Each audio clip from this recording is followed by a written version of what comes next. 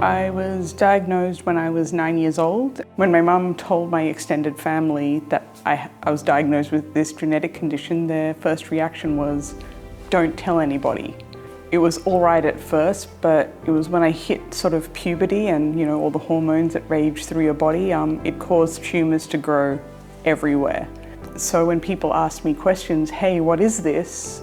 I couldn't talk about it, so I didn't know how to answer. And when you're not being authentic with someone and you're not sort of being forthright, they know you're hiding something, and it makes it very hard to connect with people. So it was very lonely, so I didn't have a lot of friends growing up. One of the biggest support services and resources that has helped me has been the Children's Tumour Foundation.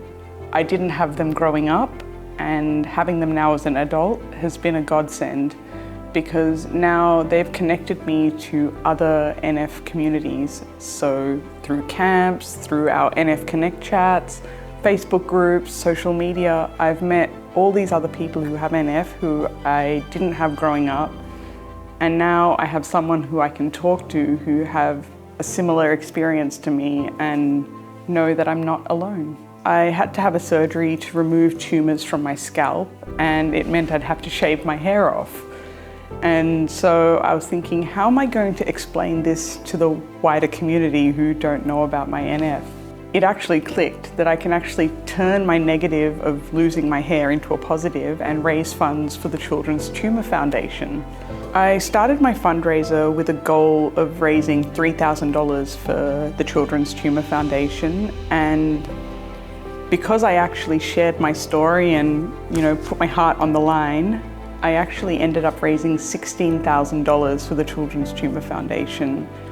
And it showed me the power of sharing your story and being brave and not letting the fear of what other people think prevent you from greater things.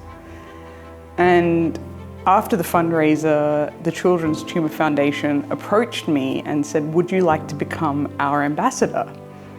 And I actually intended to say no, because I didn't think I was the right person for the job. I thought to myself, surely there's someone better out there for them to have as their ambassador. But I thought about it, and one morning it actually just occurred to me that I can be the ambassador and I can be that voice for people living with NF. I think the biggest thing that the wider community can do is not expect a person impacted by NF to educate them.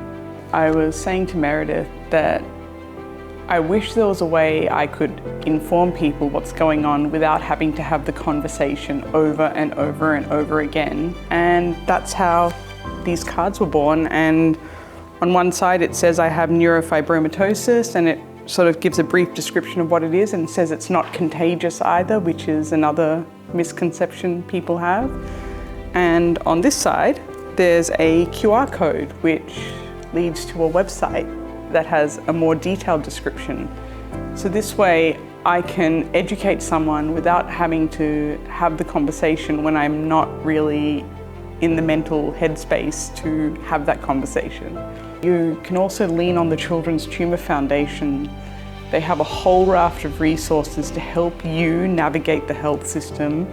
I want the NF community to know that you need to be your own advocate when it comes to navigating the healthcare system.